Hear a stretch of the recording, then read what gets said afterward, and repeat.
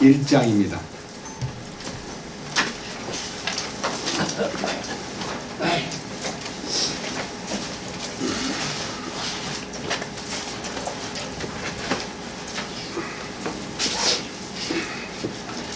베드로전서 1장 8절에서 12절까지 말씀을 봉독하겠습니다.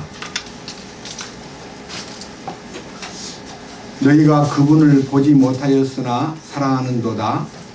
지금도 너희가 그분을 보지 못하나 믿으며 이루 말할 수 없고 영광이 가득한 기쁨으로 기뻐하나니 이는 너희가 너희 믿음의 결말 곧 너희 혼의 구원을 받았기 때문이라.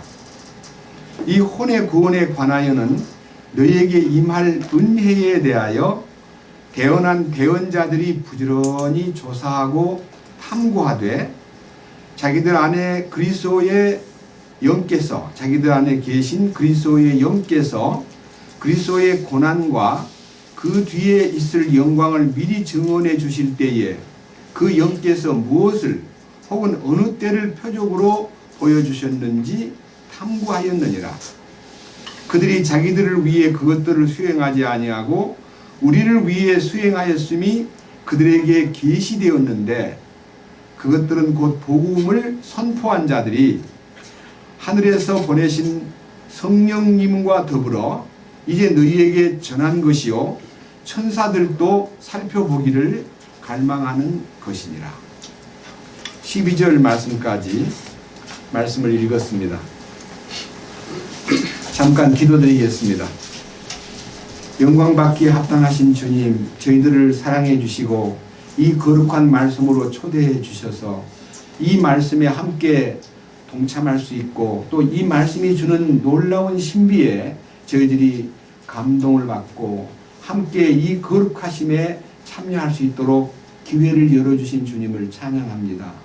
오늘 이 아침에도 이 말씀을 통해서 사도 베드로가 간증하며 유언으로 남긴 이 놀라운 메시지가 우리의 현재 삶 속에서 참으로 효력을 발생하고 주님이 기뻐하는 말을 이 땅에서 실행하면서 주님 우리를 부르시는 그날까지 왕국복음의 증인으로서 부족함이 없도록 우리 각자를 말씀으로 충만하게 채워주시옵소서.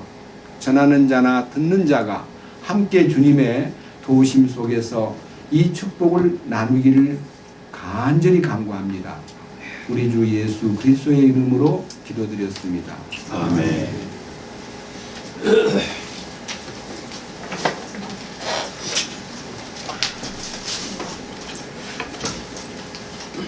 제가 지난 주일에 이 말씀을 전하면서 이집트 땅에서 430년 동안 노예 생활하다가 해방된 것은 영의 구원을 설명한다고 말씀을 드렸고 바벨론에서 노예 생활하다가 70년 만에 해방된 것은 혼의 구원을 말한다 이렇게 이제 말씀을 드렸습니다. 그런데 제가 여기에서 제일 이제 중요한 것이 이루 말할 수 없고 영광이 가득한 기쁨으로 기뻐하나니 이는 너희가 너희 믿음의 결말 곧 너희의 혼의 구원을 받았기 때문이니라 하는 이 혼의 구원이 주는 기쁨 또 혼의 구원으로 인하여 변화된 삶에 대해서 말씀을 조금 드렸지만은 10절에서 이 혼의 구원에 관하여는 너희에게 임할 은혜에 대하여 하니까요 각자에게 나타날 주님의 은혜가 대언자들이 부지런히 조사하고 탐구한 결과로 이것이 전달된다는 것입니다. 그런 면에서 이 전하는 자의 역할이 얼마나 중요한가를 우리가 느낍니다. 우리가 지난날 역사를 되돌려 볼 때에 말씀 전하는 사람이 그것이 절대적인 것인 줄 알고 말씀을 듣는 사람들은 거기에 그냥 올인하고 그것이 맞다고 느낌으로써 그 어느 범주 안에 그냥 갇혀버리는 수가 많더라는 것입니다. 이 한국 땅에 복음이 전파된 것은 여러 경로가 있지만요. 특별히 1960년대 초에 이 한국에다가 복음을 주신 분들이 이 복음의 양면서 다시 말하면 구원 중에는 죄사함으로 말미암는 내적 구원이 있고요. 거룩하게 되는 하나님의 변화를 나타내는 외적 구원이 있는데, 이 구원의 본질을 너무 양면에 나타나 있는 축복을 같이 전해주지 아니하므로 우리는 속으로 구원받았다는 것 하나만으로 외적으로 변화가 되지 않고 너무 사람 삶 속에서 흐트러지고 좀 이렇게 정확하지 못하고 뭔가 모르게 항상 내 행동이 왜 이러지? 내가 왜 이렇게 변화를 하지 못하지? 주 예수 내 마음에 들어와 계신 후 변화야 새 사람 되고라 그랬는데 조금 변한 것 같기는 같은데 왜 이렇게 근본적으로 내 성질이나 내 말 표현이나 내 모든 감정이나 또 내가 갖고 있는 욕심이나 이런 것들이 왜 사라지지 않지? 하는 고민 속에서 많이 씨름을 하다가 어느 날 이제 이 혼의 구원에 대한 가치를 알게 되었는데, 여러 번 제가 말씀을 올렸습니다마는요, 이사야 53장의 1절부터 9절까지는요, 예수님이 몸으로 우리의 죄를 담당하신 일에 대한 말씀이 있고, 10절부터 12절까지는 주님의 혼으로 우리의 혼을 완벽하게 해결해 주신, 그러니까 속전으로 이 죄만 지불한 게 아니라 혼의 문제까지도 다 값을 치른 것에 대한 혼의 희생에 대한 축복이 양면을 딱 조명하고 있는데, 우리는 대부분 다 4절 5절, 이사야 53장 4절 5절, 그가 찔림은 우리의 허물을 인하며 그가 상함은 우리의 죄악을 인함이라. 그가 징계를 받음으로 우리가 평안을 누리고 그가 채찍에 맞음으로 우리가 나음을 입었도다. 우리는 다 양같아서 그릇 행하여 각기 제 길로 갔거늘 여호와께서는 우리 무리의 죄악을 그에게 담당시키셨도다. 아멘. 우리 죄를 담당하셨습니다. 그리고는 10절 11절 그런 내용은 쳐다보지도 않았습니다. 수십 년 동안. 나중에 눈을 뜨고 보니까 두 가지입니다. 두 가지. 죽으심의 효능과 부활의 효능이 같이 연결돼야 되는데, 죽으심만 강조하고 부활은 부활했다는 것만 알았지, 부활절날 부활절 예배 드리는 것만 알았지, 내가 부활에 참여한다는 것에 대해서 눈을 뜨지 못했기 때문에 너무 많이 고생한 거예요. 그래서 말씀을 전하는 대언자에게 굉장한 책임이 있다는 것과, 그 다음 밑에 12절, 그들이 자기들을 위해 그것들을 수행하지 아니하고 우리들을 위해 수행하였음이 그들에게 계시되었는데, 그것들은 곧 복음을 선포한 자들이 하늘에서 보내신 성령님과 더불어 이제 너희에게 전한 것이요. 반드시 복음을 전하는 사람은 성령님과 더불어 성령님의 도우심으로 무엇인가 제시해야 되는데, 솔직히 성령님과 더불어 복음을 전도한 게 아니라 자기의 기억에 의존하고 자기의 어떤 학문에 의지하고 자기의 어떤 배경과 지식에 의지하는 사람들이 많더라는 것입니다. 그래서 제가요, 주님의 교회의 사역자들, 다시 말하면 일꾼들의 중요성을요 생각하다 보니까 너무 마음이 아주 그냥 간절해져 가지고 하나 읽어보겠습니다. 에베소서 4장을 한번 보겠습니다. 에베소 강의 때 말씀을 올렸지만요, 다시 한번 상기합니다. 에베소서 4장 11절입니다. 그분께서 더러는 사도로, 더러는 대언자로, 더러는 복음 전도자로, 더러는 목사 겸 교사로 주셨으니, 그러니까 주님의 교회 안에는 사도가 있고 대언자가 있고 복음을 전도하는 전도자가 있고 목사 겸 교사가 있다. 이 직책, 이 은사가 어디에 필요한 은사냐? 목사가 되고 교사가 되고 사도가 되고 복음 전하는 사람이 된 것은 계급이 아닙니다. 그것은 주님께서 은사로 나타내시고 주님을 나타내기 위한 통로로 존재하는데, 목적이 12절입니다. 이것은, 이 은사를 주신 목적은 첫째, 성도를 완전하게 하고, 성도가 완전해지도록 이끌어주기 위해서 사도가 필요하고 대언자가 필요하고 복음 전도자가 필요하고 목사가 필요한데, 성도를 완전하게 해주는 일에 대해서 부지런히 성경을 연구하고 탐구하고 조사하고 말씀에 깊이 들어가서 성령님의 인도를 따라 계시가 열려서 그것을 성도들에게 양식으로 공급하는 것이 일꾼들의 사명입니다. 첫째는 성도를 완전하게 하는 것. 두 번째, 섬기는 일을 하게 하며, 이것은요 말씀 전하는 사람만 섬기는 것이 아니라 모든 성도들이 사랑 안에서 주님이 주신 공급으로 서로에게 주고받고 하는 섬김의 은사가 교제 가운데 이제 보편화되는 것을 주님이 원하셨고, 그러니까 누구든지 섬김을 받기 위해서 교회에 존재하지 않고 섬기는 일을 위해서 우리는 존재한다는 것입니다.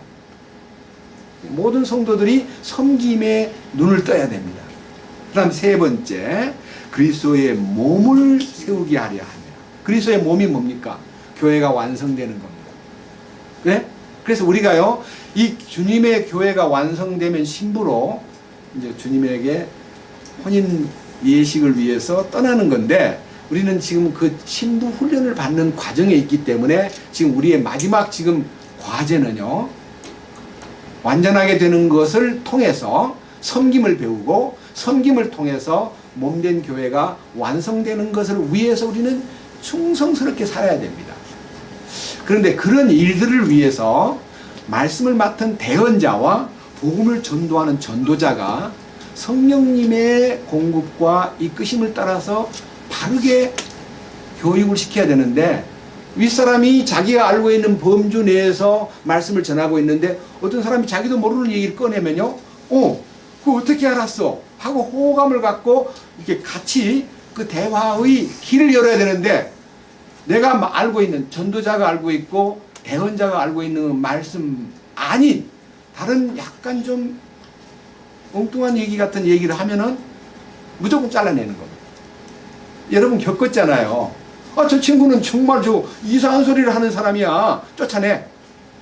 쫓아내는 것이 교회가 마치 진리를 보존하는 줄 알고, 그런 행동을 우리가 여러 과거 속에서 조금 저도 경험을 하고 있습니다. 저도요, 제 개인적인 것 두 가지 아주 나쁜 사례인데요. 1966년도 11월 25일 날 대낮에 어떤 사람들이 모임에 제가 참석을 했는데, 첫 번째 질문이 구원 받으셨습니까?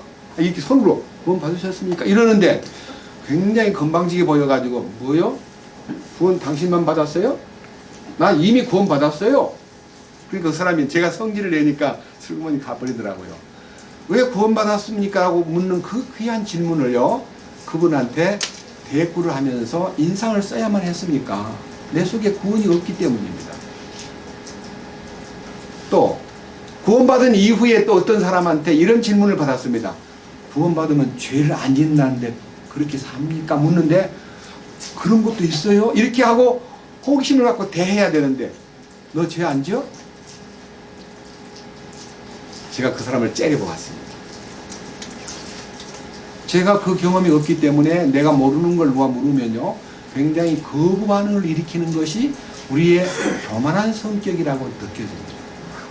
그래서 제가 이제 이 바벨론에서 해방된 것이 영의 구원과 혼의 구원에 대한 중요성을 이렇게 얘기하다 보니까요, 이 바벨론에 체포돼가는 과정을 그린 이 예레미야서를요, 아주 간절한 마음으로 조명하다 보니까요, 대언자 예레미야가, 하나님의 대언자 예레미야가 살던 시대, 그 사람은요, 성경에 보면요, 요시야 왕 13년부터 시작해가지고 시드기야가 나라를 잃어버릴 때까지의 42년 동안 대언자로 계셨는데, 그 42년 동안 하나님의 말씀이 나타나서 예레미야서를 기록할 때에 그 시대, 그러니까 이 예레미야가 살고 있던 시대에 많은 하나님의 그 하나님을 믿노라 하는 소위 말하는 선택받은 민족 속에요, 얼마나 진리가 어두워지고 얼마나 진리를 이렇게 등진 모습이 심각했는가. 그 심각한 모습들이 대부분 다 대언자와 제사장과 통치자의 책임이라는 것이 딱 포착이 돼가지고 부지런히 말씀에 그 조사하고 탐색하여 주님의 뜻을 알리는 것이 합당하겠다 싶어가지고 제가 예레미야서를 다 읽으면서 뽑았습니다. 이것을 이번 주일 바벨론 포로가 혼의 구원과 관련된 교훈이 들어있다면 그 과정과 그 원인과 그 결과와 그 다음에 회복의 그 혼의 구원에 이르는 모습들이 어떻게 나타났는가를 조명하다 보니까요, 제가 매우 흥분할 정도로 마음에 큰 기쁨을 얻었습니다. 자, 이제 혼의 구원에 대한 과정을 우리가 좀 더 깊이 살펴보기 위해서 예레미야 시대의 그 바벨론에게 붙잡혀갈 수밖에 없는 어떤 비극적 배경과 책임을 느끼지 못하고 백성들을 나쁘게 만든 대언자들의 그 가르침이 얼마나 영향을 미쳤는가를 한번 말씀에서 한번 살펴보고 싶은 마음 때문에 오늘은 이제 예레미야서를 가지고 얘기하겠습니다. 우선 예레미야 2장으로 갑니다. 예레미야 2장입니다.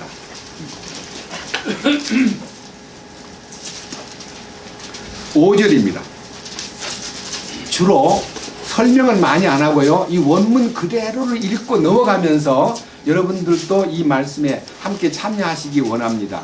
자, 5절 예레미야 2장 5절입니다. 주가 이같이 말하노라.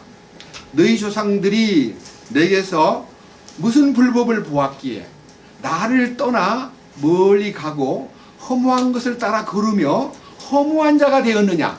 이스라엘 사람들이요, 하나님을 믿노라 그러면서도 생활 속에서 뭐 허무에 빠져 있다 이거예요. 너희가 나한테서 무엇을 보았길래 나를 떠나서 허무한 것을 따라 걸으면서 허무한 자가 되었느냐.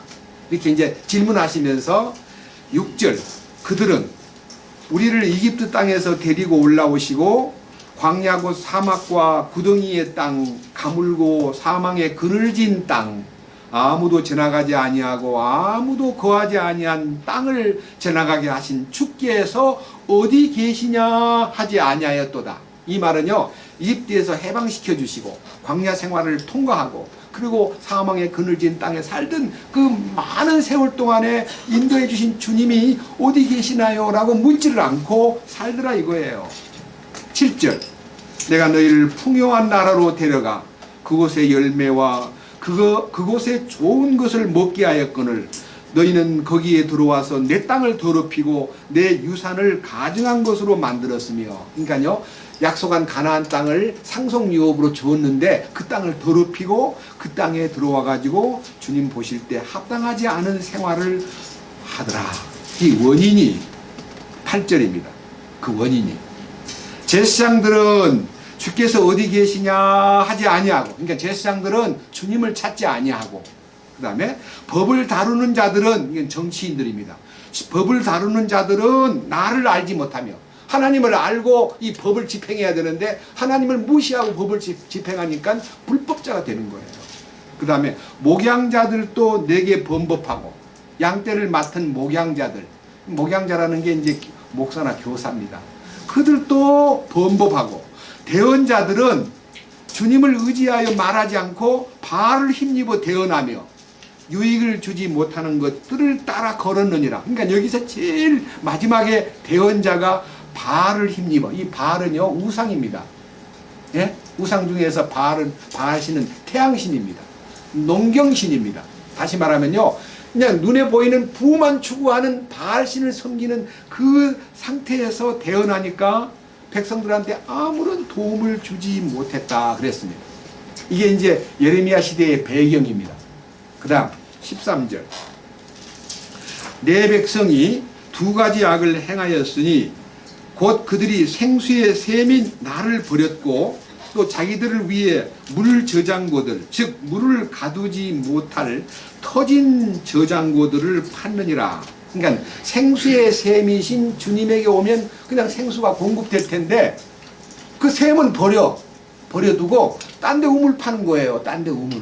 그러니까 이게 우물 파는 것은 종교 생활입니다. 우리 기독교는 종교가 아닙니다. 주님이 다 준비해 놓은 그 은혜의 샘가에 우리를 초대해서 마셔라 하고 공부해주는 샘이, 이 샘에 주님이 자기 샘이신 주님께서 생수를 주시고자 하시는데 그 생수이신 주님에게 나오지 않고 자기들끼리 우물 파는 작업을 하고 있더라 이거예요. 그러니까 하나님 버린 것도 악이지만요, 생수 파는 작업도 악이다 이거예요. 이 두 가지 악을 범하고 있다. 그 다음 19절 타락의 현상입니다. 네 자신의 사악함이 너를 바로 잡고 내 타락함이 너를 꾸짖으리라. 그런즉 네가 주 하나님을 버린 것과 내 속에 나를 두려워함이 없는 것이 악한 일이요 쓰라린 일인 줄 알고 주의하라. 주 만군의 하나님이 말하노라. 여기에서 사악함이라든지 타락함이라든지 하나님을 버렸다든지 하나님을 두려워하지 않는다든지 이 모든 것이 그들의 삶 속에 악한 일이다 이거예요. 그래서 여기에 이제 악으로 기울어졌다고 하는 내용이 이제 이 2장에 나와 있고요. 2장을 넘겨보세요. 5장입니다. 1절 얼마만큼 이스라엘이 피폐해지고 하나님 보실 때에 타락되었는가를 아주 이 5장 1절에서 딱 제시하고 있습니다. 5장 1절 너희는 예루살렘 거리를 이리저리 두루 다니고 또 이제 보고 알며 그것의 넓은 곳에서 찾아보라. 만일 너희가 판단의 공의를 집행하며 진리를 구하는 사람을 하나라도 찾을 수 있거나 혹은 거기에 그런 자가 있다면 내가 예루살렘을 용서하리라. 그러니까 지금 이 예루살렘이 하나님 보실 때 너무너무 멀어져 버리고 하나님의 판단의 공의를 등지고 진리를 구하는 사람이 한 명도 없더라는 것입니다. 이 굉장히 슬픈 시대입니다. 예레미야 시대가요 아주 가장 난감하고 암흑이 그냥 깔려있는 시대였습니다. 자, 이 부분을요 설명하는 설명을 2절부터 봅니다. 어떤 상태냐면요, 비록 그들이 말로는 주께서 살아계신다 할지라도 참으로 그들은 거짓으로 맹세하느니라. 그러니까 입으로는 주님 살아계신다고 말하면서 살아계신 주님을 인정하지 않고 주님을 그냥 완전히 버린 채 형식적으로만 주님 얘기를 꺼내면서 완전히 진리를 등지고 있더라는 겁니다. 3절 오 주여 주의 눈이 진리 위에 있지 아니하나이까. 주께서 그들을 치셨으나 그들은 근심하지 아니하였고 주께서 그들을 소멸시키셨으나 그들은 바로잡는 것을 받아들이지 아니하였으며 자기들의 얼굴을 바위보다 굳게 하고 돌아오기를 거부하였나이다. 이게 얼마나 주님을 등진 여러 가지 그 생활의 잘못을 보고 많은 징계를, 그 큰 징계는 아닙니다. 작은 징계를 보여주어도요 전혀 바로잡는 것을 받아들이지 아니하고 돌아오기를 거부하였다 그랬습니다. 4절 그러므로 내가 말하기를 이들은 주의 길도 알지 못하고 자기들의 하나님의 심판도 알지 못하니 그들은 참으로 불쌍하고 어리석은 자들이라. 그러니까 주님 보실 때 참으로 불쌍하고 어리석은 길을 가는데 믿지 않는 사람을 보고 한 말이 아닙니다. 하나님의 선택받은 이스라엘이 이런 경지에 들어갔다 그런 뜻입니다. 그 다음 5절 내가 위대한 자들에게 가서 그들에게 말하리니 그들은 주의 길과 자기들의 하나님의 심판을 알았도다 하였으나 이들도 다 같이 멍에를 꺾고 결박들을 끊어버렸느니라. 그러므로 숲에서 나오는 사자가 그들을 죽이고 저녁 때 이리가 그들을 노략하며 표범이 그들의 도시들을 노려볼 터인즉 거기서 나오는 자마다 갈기갈기 찢기리니 이는 그들이 범법이 많으며 그들이 타락이 늘어났기 때문이라. 그래서 여기 보면요 사자나 일이나 표범은요 사탄을 상징하는 겁니다. 하나님께서 마귀를 풀어가지고 그냥 완전히 찢기는 운명이 되게 만들겠다 그렇게 말했고 그들의 범법과 타락이 점점 심해지고 있구나 하는 것을 표현했고 7절 내가 어찌 이 일에 대하여 너를 용서하겠느냐. 네 자녀들이 나를 버리고 신이 아닌 것들을 두고 맹세하였으며 내가 그들을 배불리 먹임에 그때에 그들이 간음하고 때를 지어 창녀들의 집에 모였도다. 여기 이제 창녀들의 집에 모였다는 말하고 간음했다는 말은요, 하나님을 등지고 세상으로 빠져들어간다, 그런 뜻입니다. 야고보 4장 4절에 간음하는 여인들이여 세상과 벗된 것이 하나님과 원수임을 알지 못하느냐. 그러니까 누구든지 세상을 사랑하면 하나님하고 원수가 되고 간음하는 길을 가는 겁니다. 여러분, 우리가 구원받았다 그러면서 세상에 막 너무 깊이 들어가면요, 그것은 실제로는 간음을 하는, 창녀들의 집에 가서 머뭇거리는, 서성거리는 행위가 하는 것을 지적했습니다. 그래서 이스라엘 민족이 지금 간음하고 창녀들의 집으로 가고 있다고 주님께서 지적을 했습니다. 그 다음 넘겨보세요. 30절. 이게 그 시대의 민족적 현상, 다시 말하면 이스라엘의 현상입니다. 30절. 그 땅에, 그러니까 이스라엘 땅에 놀랍고도 무서운 일이 이루어졌도다. 정말 깜짝 놀랄 일, 참으로 무서운 일이 벌어졌도다. 무슨 일이냐? 31절. 대언자들은 거짓으로 대언하고 제사장들은 자기 방법으로 백성을 다스리며 또 내 백성은 그렇게 하는 것을 사랑하니, 그렇게 하는 것을 좋다고 하니 그것의 마지막에는 너희가 무엇을 하려느냐. 그러니까요, 말씀을 전하는 대언자들도 거짓 대언을 하고 제사장들은 하나님의 뜻을 따라서 백성들을 위해서 속죄를 가르치고 은혜를 가르치고 예배를 가르쳐야 되는데 자기 방법으로 백성들을 다스리고 있는데 백성들은 거부 반응을 일으키지 않고 아무렇지도 않게 그걸 좋다고 사랑하는 거예요. 그러니까 이게 다 위에서부터 아래까지 다 멍들고 타락해버린 겁니다. 요게 지금 31절 이 내용이요. 제가 이제 대언자들이 잘못되었을 때 밑에 있는 아무것도 모르고 그냥 따라가는, 그냥 좋다고 따라가는 사람들의 피해를 얘기합니다. 이걸요, 6장 13절 봅니다. 그 결과로 이는 그들의 가장 작은 자로부터 그들의 가장 큰 자에 이르기까지, 그러니까 여기는 뭐 크고 작건 상관없다는 말은요, 남녀노유를 막론하고 빈부 귀천을 초월해서 모두 교회 안에 연결된 사람들이 다 탐욕에 빠지고, 그러니까요, 위에서 타락하니까 아래 사람들도 같이 그냥 덩달아 타락을 해가지고 다 탐욕에 빠지고, 그 다음 뭐라 했습니까? 대언자로부터 제사장에 이르기까지 다 거짓으로 행하기 때문이라. 그러니까 거짓이 그냥 거기서 횡행되는 것입니다. 사실 이런 것들은요, 여러분, 우리가 어떤 특정된 단체를 일컫지 않더라도요, 하나님을 등진 사람들의 집단이 종교화되면 다 위에서부터 아래까지 저절로 타락하고 탐욕에 빠지고 그 다음에 하나님이 원하지 않는 곳으로 가더라 하는 것입니다. 이 말씀을 읽어보면요, 이렇게 되어 있습니다. 14절, 6장 14절입니다. 그들이 또한 내 백성의 딸의 상처를 조금 고쳐주고는 평안이 없는데도 말하기를 평안하다 평안하다 하였도다. 그들이 가증한 짓을 행할 때에 부끄러워하였느냐? 아니라 그들이 조금도 부끄러워하지 아니하였으며 얼굴을 붉히지도 아니하였도다. 이게 뭐냐면요, 이 중심에 막 고통이 있고, 저도요, 저 개인적인 얘기를 하겠습니다. 제가 이제 이 군대 가기 전에 어느 교회라고는 딱 정한 교회, 장로교회인데요, 거기 철학기도를 자주 했습니다. 일만 마치면 그냥 교회 와서 밤새도록 철학기도를 하는데 많이 눈물을 흘리면서 기도했습니다. 주여, 간절히 기도하면요, 철학한 젊은 학생이요, 교회에서 울고 있으니까 목사님이 오셔요. 목사님,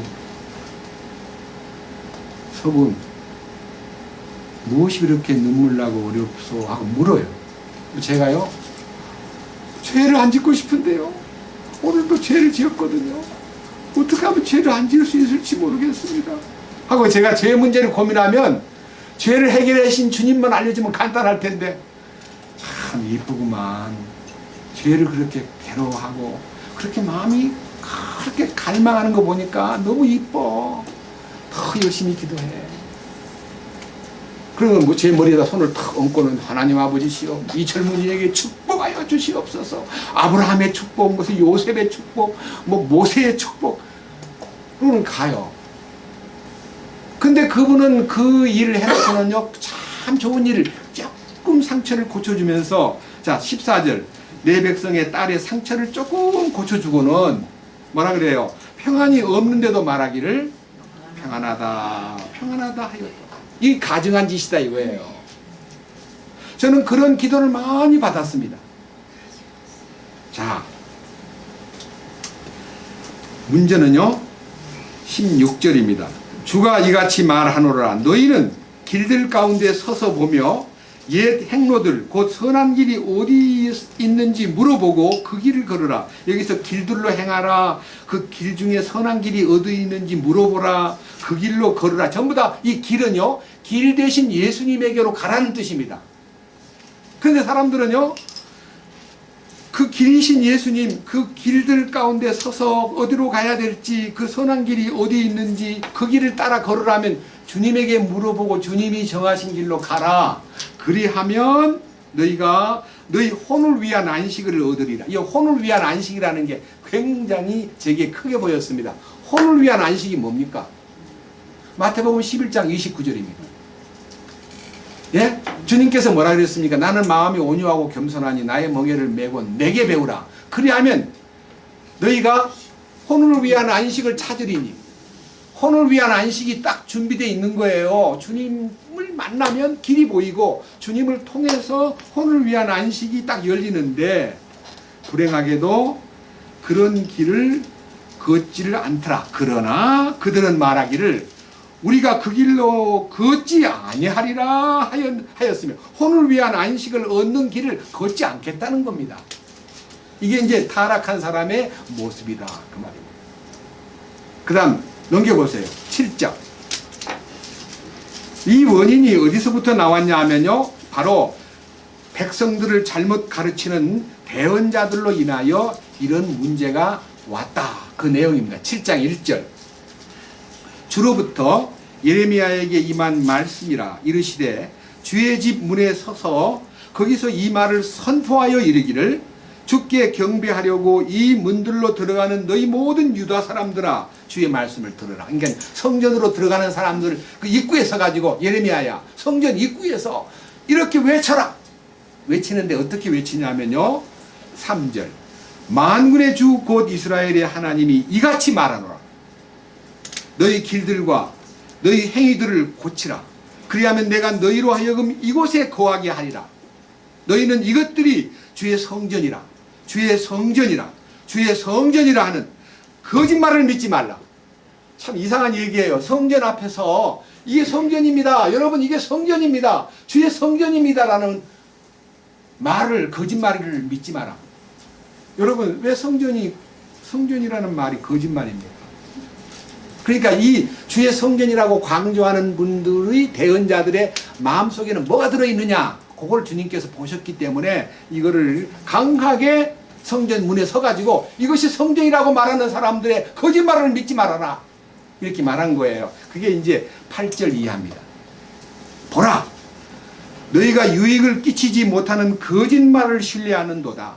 너희가 도둑질하고 살인하며 간음하고 거짓 맹세하며 바알에게 분향하고 너희가 알지 못하는 다른 신들을 따라 걸으면서, 생활 속에서는요 완전히 도둑질하고 살인하고 간음하고 거짓 맹세하고 바알에게 기도하고 다른 신을 따라가면서 10절 내 이름으로 일컬음을 받는 이 집에 들어와. 그러니까 성전에 뻑 들어와 가지고 여러분 앞에 서서 말하기를, 무슨 말이냐, 이제 성전 안에 들어와 가지고 이제 말은 하는데 그들의 생활을 보니까 이중적 완전히 빗나간 생활을 하면서 10절 내 이름으로 불리우는 이 집에 들어와 내 앞에 서서 말하기를 이 모든 가증한 것을 행하려고 우리가 구출받았나이다 하려느냐. 그러니까 이제 바깥에서 잘못된 생활을 해놓고 와가지고 성전 안에서 우리가 이 모든 나쁜 도둑질, 살인, 간음, 거짓 맹세, 바알에게 분양한 거 이거를 우리가 잘못된 것에서 구출받기 위해서 여기 왔습니다 하고 마치 자신의 마음속에서 무엇인가를 찾는 것처럼 말해놓고 그 다음에 11절 내 이름으로 불리는 이 집이 너희의 눈에 강도의 소굴이 되었느냐. 심지어 내가 그것을 보았느니라. 주가 말하노라. 여러분 강도의 소굴이 뭡니까? 예? 예수님이 요한복음 2장에서요 성전 안에서 막 돈 바꾸고 비둘기 팔고 양 파는 거 보셨죠? 주님 들러 엎어버렸죠? 그때 하는 말이 내 아버지 집으로 강도의 구려를 만들지 마라. 뭔 말입니까? 생활 속에서 이 도둑질하고 살인하며 간음하고 거짓 맹세하고 바알에게 분양하고 이게 뭔 말이냐면요 탐욕이 가득 찬 속에서 탐욕이 해결되지 아니하지. 이 탐욕이 바로 혼의 대표적인 표현입니다. 네? 혼의 성품 중에 대표적인 표현이 탐욕입니다. 그래서 성전에 와가지고 우리가 이걸 씻기 위해서 왔다 그러면서 노리는 것은 사람들의 물질을 노리더라. 이게 물질을. 네? 이게 이제 참 비참한 모습들입니다. 자, 12절. 오직 너희는 실로에 있던 내 처소, 실로에 있던 처소란 말은요, 이 사무엘 때 여러분 아시잖아요. 실로에다가 법궤를 두고 사람들이 거기 와서 경배드리고 그랬습니다. 성전이 없을 때 이 휘장 안에다가 회막을 지어가지고 실로에 두었는데 그때부터 실로에 있을 때부터 내가 처음에 내 이름을 둔 곳으로 이제 가서 내 백성 이스라엘의 사악함으로 인하여 내가 그곳에 어떻게 행하였는지 보라. 주가 말하노라. 너희가 이 모든 일을 행하였으므로 이제 내가 일찍 일어나 너희에게 말하고 말하였으나 너희가 듣지 아니하였고 내가 너희를 불렀으나 너희가 대답하지 아니하였도다.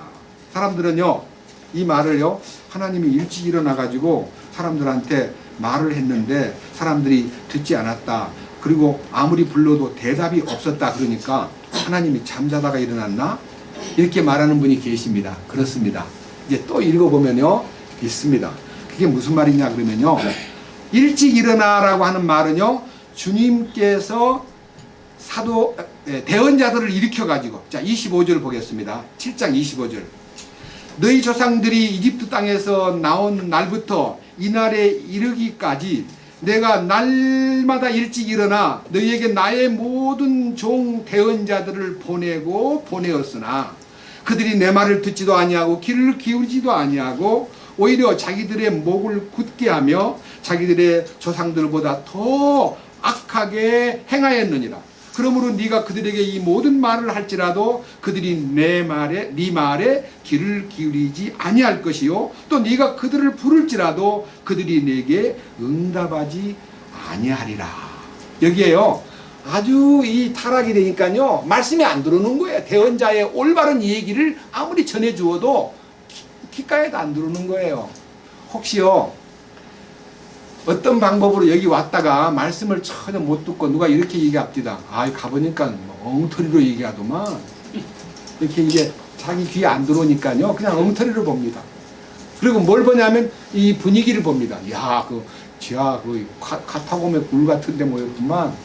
눈에는 그것밖에 안 보입니다. 자 그 다음 넘겨보세요. 8장.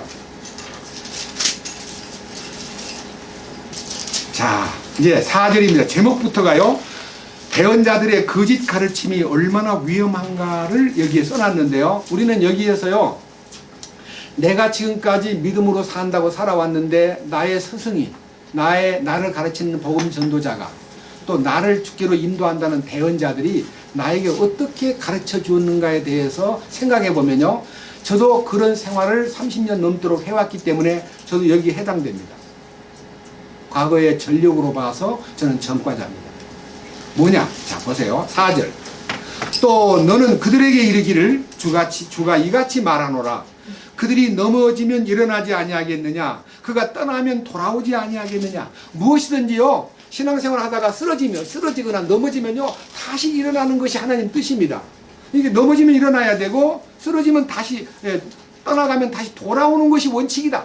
이게 원칙이 뭐냐면요, 하나님이 비유를 들어서 말합니다. 5절 그런데 어찌하여 이 예루살렘 백성은 영원히 타락하여 뒤로 미끄러지느냐. 그들이 속임수로 굳게 붙들고 돌아오기를 거부하는도다.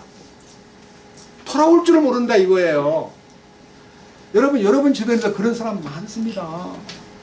잘못된 길을 가고 있는데 그 잘못된 길인 줄 모르고 돌아오는 걸 싫어하는 거예요. 6절 내가 귀를 기울여 들었거니와 그들은 바르게 말하지 아니하며 아무도 자기의 사악함을 회개하면서 내가 무슨 짓을 하였던가 하지 아니하고 싸움터로 달려가는 말같이 저마다 자기 길로 돌아섰도다. 여러분 우리 주변에요, 이 무슨 일이 생기면요 자기를 돌아보고 내가 잘못된 거 아닌가, 내가 잘못된 악함 때문에 내가 이 짓을 하면 안 된다고 주님이 경고하시는 거 아닌가 이렇게 느끼면서 돌아서야 되는데, 고집센 말같이 전쟁터로 달려가는 말같이 막 그냥 앞으로만 갈 줄밖에 모른다. 이거 앞으로만 전진만 한다 이거에 돌아올 줄 모르고. 그래서 7절에 하나님이 새의 법칙, 철새의 법칙을 들어서 얘기합니다. 참으로 하늘의 황새는 자기의 정한 때를 알고, 황새가 정한 때가 있으면요 어떻게 따뜻한 곳에서 어떻게 추운 곳에서 따뜻한 곳으로 새 종류에 따라서 이동을 해야 됩니다. 이동. 황새가 이동하고요, 산비둘기와 두루미와 제비는 자기의 올 때를 지키거늘 강남 갔던 제비가 돌아오면, 그 봄이 오면 돌아오는 새가 있다 이거예요. 그와 같이 두루미와 비둘기와 제비는 자기 올 때를 지키거늘 내 백성은 주의 심판을 알지 못하는도다. 돌아오기를 싫어한다 이거예요. 어찌 너희가 말하기를 우리는 지혜롭고 주의 법이 우리와 함께 있다 하느냐. 보라 그가 분명히 그것을 헛되이 만들었으니 서기관들의 펜이 헛되도다. 지혜로운 자들의 부끄러움을 당하고 놀라며 붙잡혔도다. 보라 그들이 주의 말을 거절하였으니 그들에게 무슨 지혜가 있느냐. 예, 똑똑한 척 자부하고 많이 아는 척하고 정도를 걷는 척 하지만은 그들에게, 내 말을 거절한 그들에게 무슨 지혜가 있겠느냐. 그러니까 말씀 중심으로 가야 되는데요, 그냥 인간 중심으로 가는 거예요. 자, 밑에 보십시오. 이 슬픈 얘기가 있습니다. 10절 그러므로 내가 그들의 아내들을 다른 사람들에게 주고 그들의 밭도 그것을 상속받을 자들에게 주리니 이는 가장 작은 자로부터 가장 큰 자에 이르기까지 다 탐욕에 빠지고, 이 탐욕이요 혼의 독립의 극단적 길을 걷는 모습입니다. 다 탐욕에 빠지고, 이 탐욕이라는 게 돈에 대한 탐욕, 명예에 대한 탐욕, 권세, 소유, 여자에 대한 탐욕, 온갖 탐욕을 총합해서 여기에 다 탐욕에 빠지고 대언자로부터 제사장에 이르기까지 다 거짓으로 행하기 때문이라. 그들이 내 백성의 딸의 상처를 조금 고쳐주고는 평안이 없는데도 불구하고 평안하다 하였고, 그들이 가증한 짓을 행할 때에 부끄러워하였느냐. 아니라 조금도 부끄러워하지 아니하였으며 얼굴도 붉히지도 아니하였도다. 그러므로 그들이 쓰러지는 자들 가운데서 쓰러질 것이요 그들은 징벌당할 때 그들이 내던져지리라. 주가 말하노. 이 징벌당한다는 말은요 징계의 극단이 징벌입니다. 징계를 해서 돌아서지 않으면 징벌을 하는데요, 버림받는 징계까지 있다는 거예요. 내던져져 버린다는 말이 있습니다.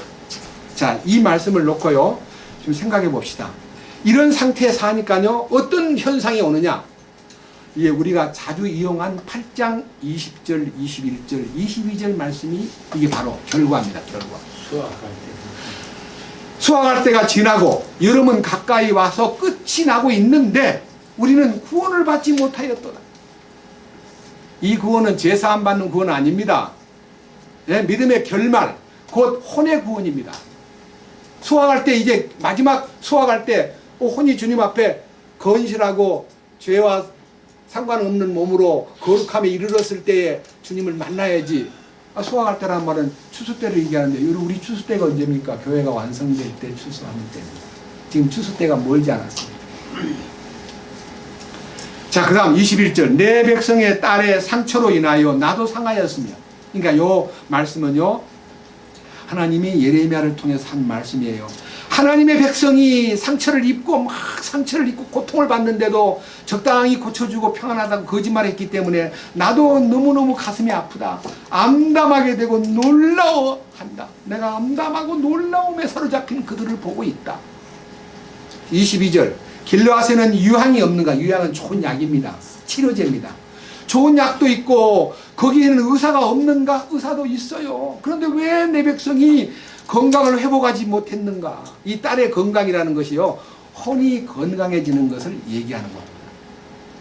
예? 근데 건강을 찾지 못했어요. 이 부분에 대해서 제가 이제 성경의 이제 원인 입증을요, 제가 앞에서부터 해왔지만요, 종합적으로 이제 그 부분을 다루고 있는 것이 이제 주님이 뜻이 열리는데 9장입니다. 9장 12절. 이 일을 깨달을 지혜로운 자가 누구인가? 주의 입의 말씀을 받아서 그 땅이 어찌하여 멸망하고 광야같이 불타서 아무도 지나가지 아니하는지 밝히 알릴 자가 누구냐? 이렇게 현상이 피폐해진 속에요, 하나님이 그 속에 광야같이 불타버리고 멸망할 수밖에 없다는 그 길로 가는 그들에 대해서 이 현상을 밝히 알려줄 자가 누구냐? 주가 말하노라. 그 까닭은 그들이 내가 그들 앞에 세운 내 법을 버리고 내 음성에 순종하지 아니하며 그 안에서 걷지 아니하고 오히려 자기들의 마음에서 상상한 것을 따라 걸으며 자기들의 조상들이 자기에게 가르쳐준 바알들을 따라 걸었기 때문이라. 이게 바알을 따라 걷는다는 말은 여전히 이 육신을 따라 걷는 것을 말합니다. 세상 신은요, 바알 신은 오늘날 현대로는 만몬입니다. 전부 다 물질을 따라 걷는 거예요. 그러므로 만군의 주 곧 이스라엘의 하나님이 이같이 말하노라. 보라, 내가 그들 곧 이 백성에게 쑥을 먹이고 쓸개물을 주어 마시게 하며, 쑥을 먹이고 쓸개물을 준다는 말은요, 고통의 상징이요, 쑥과 쓸개즙입니다. 이게 이제 에가서 3장 19절을 보면요, 나는 고난의 잔을 마시며 쑥을 먹습니다. 나는 고통 속에서 쓸개를 씹습니다. 이렇게 말하는 부분이 있습니다. 또 그들이나 그들의 조상들이 알지 못하던 이교도들 가운데로 그들을 흩어버리고 그들의 뒤를 따라 칼을 보내고 마침내 그들을 소멸시키리라. 이게 이제 멸망을 예언한 거예요. 예? 이게 바벨론에 대한 이제 불행한 역사를 예언한 겁니다. 그런데 하나님은 그렇게 막 문제만 만들어가지고 야단만 치고 문제를 덮어버리는 게 아니라요, 해결책을 제시합니다.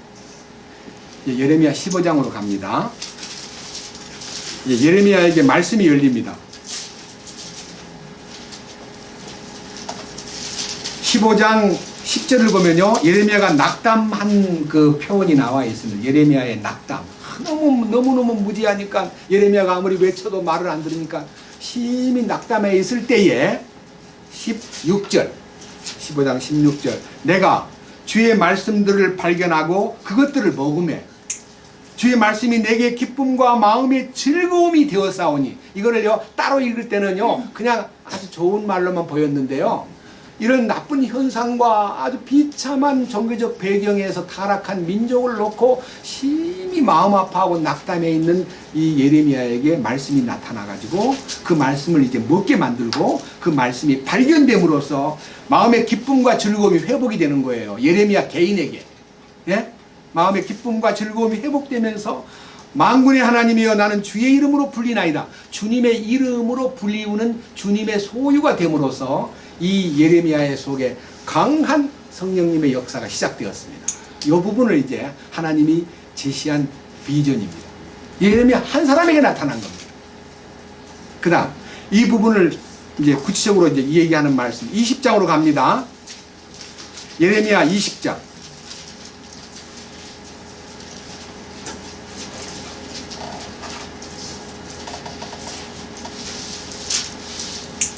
1절부터요 7절까지는요 이 바술이라는 제사장 겸 20장 1절에 보면요 바술이라는 사람이 나타나는데 성전의 우두머리 감독입니다. 이 성전의 우두머리 감독 제사장이니까요 아주 지위가 높은 제사장이 예레미야를 얼마나 괴롭히는지요.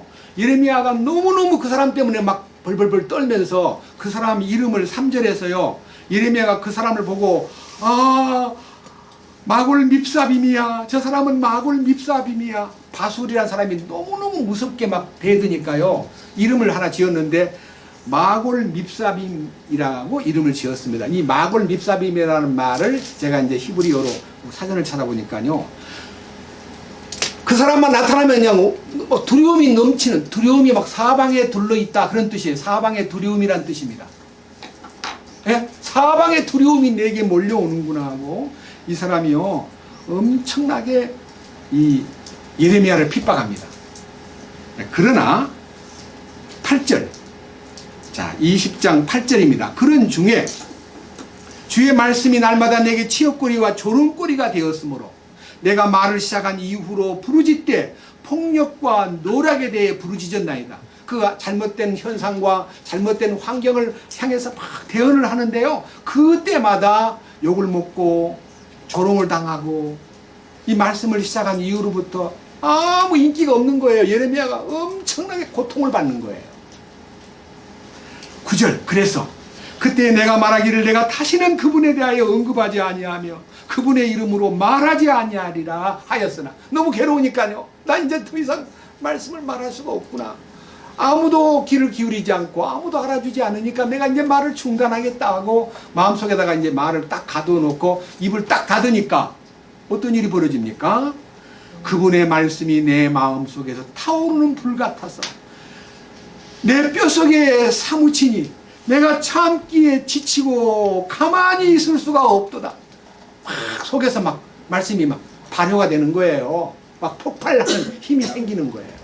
이게 이제 말씀을 가진 자의 속에 일어나는요 그 포도주에 그 보관된 욥기에 보면요 포도주에 보관된 그 포도가 발효가 되면요 포도 그 소위 말하는 가죽 부대가 터질 것 같구나 이렇게 말했습니다. 예, 우리가요 이 말씀을 안고 참고 있으면요 막 속에서 뜨거운 이 말씀의 능력이 막 나를 견딜 수 없게 만든다 그런 얘기입니다. 이게 정말 지금 우리들의 심정입니다. 그 다음 또 넘겨보세요. 23장. 자 9절입니다. 그래서 그가 홀로 있을 때는 이렇게 할 수 있었지만요 거짓 대언자들을 딱 나타나는 순간에 마음에서요 이 속에 들어있는 이 진심이 이 말씀의 능력이 폭발하는데 이 폭발하는 폭발력을 일컬어서 술 취한 자가 주중에 떠드는 것과 같다라고 표현했습니다. 23장 9절. 대언자들로 인하여 내 속에서 내 마음이 상하고 내 모든 뼈가 떨리며 주와 그분의 거룩한 말씀들로 인하여 내가 술 취한 자 같이 되고 포도주에 사로잡힌 자 같이 되었도다. 그러니까요 내가 막 견딜 수 없으니까요 치중에 막 입을 열듯이 이 말씀을 가지고 그 거짓 대언자들하고 정면으로 부딪혔다 그런 뜻입니다. 10절. 그 땅에는 가늠하는 자가 가득하고 맹세하는 일로 인하여 그 땅이 애곡하며 광야의 아름다운 것들이 마르고 그들의 행로가 악하며 그들의 힘이 바르지 아니하도다. 그러니까요 온통 세상에 빠져가지고 이 탐욕에 허우적거리는 그들을 볼 때 내가 견딜 수가 없도다 그런 말을 한 거예요. 이게 정말 우리가요 지금 우리 주변에서 이 거룩을 알았을 때 하나님의 그 위대하신 손길을 알았을 때요 견딜 수 없는 마음을 묘사한 건데요. 자 보세요. 그 이유는 11절입니다. 또 대언자와 제사장이 다 신성을 더럽히나니 참으로 내가 내 집에서 그들의 사악함을 발견하였노라 주가 말하노라. 아까 우리가 읽었잖아요. 2장에서 대언자들이 말씀 전하는 제사장들이 이것이 여호와의 전입니다. 이것이 여호와의 성전입니다라는 거짓말을 해가지고 바로 강도질을 하고 있는 것을 볼 때에 하나님의 신성을 더럽힌 그들을 볼 때 내가 견딜 수가 없다 이거예요. 12절. 그러므로 그들에게는 그들의 길이 어둠 속에 있는 미끄러운 길같이 되고 그들이 쫓겨나 그 안에서 쓰러지리니 이는 내가 그들 위에 재앙 곧 그들을 징벌하는 해를 가져올 것이기 때문이라 주가 말하노라. 이 말은요, 하나님이 징계를 해도 말을 안 들으니까 징벌을 내리기로 작정했다, 그런 뜻입니다. 이 징벌은요, 바벨론의 포로가 되는 겁니다. 그 다음 밑에 봅니다. 13절. 내가 사마리아의 대언자들에게서 어리석은 것을 보았나니 그들이 바알을 의지하여 대언하고 내 백성 이스라엘로 하여금 잘못하게 하였느니라. 여기에요, 사마리아의 대언자가 누굴까요? 그 다음 14절. 또 내가 예루살렘의 대언자들에게서 무서운 일을 보았노라. 그들은 간음을 행하고 거짓 속에서 거르며 또 악을 행하는 자들의 손을 강하게 하여 아무도 자기의 사악함에서 돌이키지 아니하게 하나니 그들이 곧 그들 모두가 내게는 소돔같이 되었고 그들의 거주민들은 고모라같이 되었다. 그랬습니다. 이게 무슨 말입니까? 사마리아의 대언자는 누구고 예루살렘의 대언자는 누굽니까? 성경에 보면요, 이 시대가 아까 요시야 왕 13년부터 이스라엘 민족이 망하는 BC 586년까지의 42년 기간 동안이기 때문에 이스라엘은 이미 망했습니다. 사마리아는 망한 이스라엘의 수도입니다. 나라가 멸망해버린, 아수르에 멸망해가지고 이미 없어버린 그 수도 사마리아에 대언자가 있는데 전부 다 거짓 대언자입니다. 여러분, 사마리아 대언자가요 얼만큼 거짓이냐 그러면요, 하나님 앞에 사마리아인들이 점점 타락하는 모습이 있습니다. 어떤 타락이냐? 사마리아 사람들은 다 끌어다가 아수르로 보내버리고 아수르 시민들 가운데 미래의 희망을 가진 많은 젊은이들이 사마리아에 이전해가지고 사마리아에 남아있는 이스라엘 사람들하고 이게 짬뽕이 돼버려요. 그 사마리아 사람들은 대부분 다 튀기가 많습니다. 지금 한국에도요, 이 파키스탄, 인도, 뭐 조선, 조선족, 한족, 뭐 월남 사람 오니까 한국에 지금 다민족이 형성되지요. 우리는 단일 민족이라고 꽤 아주 좋아했는데 점점 시간이 갈수록요, 그 사람들은 어린애 낳는 걸 두려워하지 않습니다. 막 낳습니다. 우리는 애기 안 낳으려고 노력합니다. 이제 얼마 안 가면요, 열세에 몰리게 됩니다. 노인들만 한국 사람이고 젊은 애들은 전부 다 다민족이 형성될 가능성이 농후합니다. 이게 이제 사마리아의 거짓 선지자를 일컫습니다. 그 다음에 예루살렘의 거짓 대언자. 예루살렘의 거짓 대언자들은 뭘 하고 있냐? 간음을 행하고 거짓 속에서 거르며 악을 행하는 자들을 강하게 해주지도 않고 돌이키어 회개시킬 수도 없고 점점 타락하여 소돔같이 고모라같이 타락된 환경을 만들었도다. 그렇습니다. 소돔 고모라는 아브라함 때 망했지만요, 소돔 고모라를 망하게 만든 마귀는 지금도 여기저기다가 소돔 고모라를 만들고 있고요. 오늘날 현대의 소돔 고모라는 제한테 지금 갖고 있지 않지만 핸드폰이 소돔 고모라. 핸드폰 속에만 들어가면 소돔 고모라 거기서 춤추고 있습니다. 어린애들 가만히 내버려두면요, 몰래 소돔 고모라에 들어가지고 타락돼버려요. 미쳐버립니다. 그 다음 보십시오. 결과 15절. 그러므로 만군의 주가 그 대언자들에 대하여 이같이 말하노라. 보라, 신성을 더럽히는 일이 예루살렘 대언자로부터 나와 온 땅으로 들어갔으므로 내가 그들에게 쑥을 먹이고 쓸개물을 마시게 하리라. 이 쑥을 먹이고 쓸개물을 마신다는 말이요, 여러분 너무 이제 이거는 상징적인 얘기지만요, 예레미야 애가 하나 보고 넘어갑시다. 오늘 이제 시간이 좀 없으니까. 예레미야 애가 3장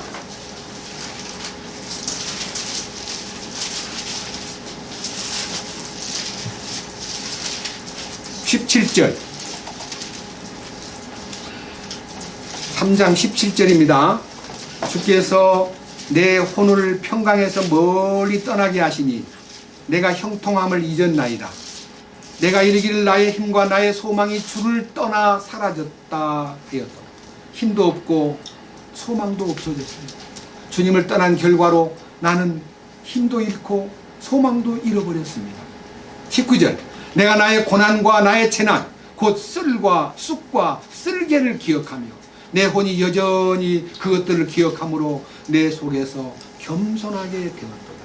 다행히요, 이 재난 속에서 쑥을 먹고 쓰리개를 빨면서 고난을 당하면서요, 겸손해지면 길이 있는데 거만을 떨고 대항을 하고 막 함부로 하면은 그것이 더 큰 재앙을 불러온다는 것입니다. 자, 예레미야 23장 돌아갑니다. 이제 어떤 결과가 나타나느냐 하면 16절.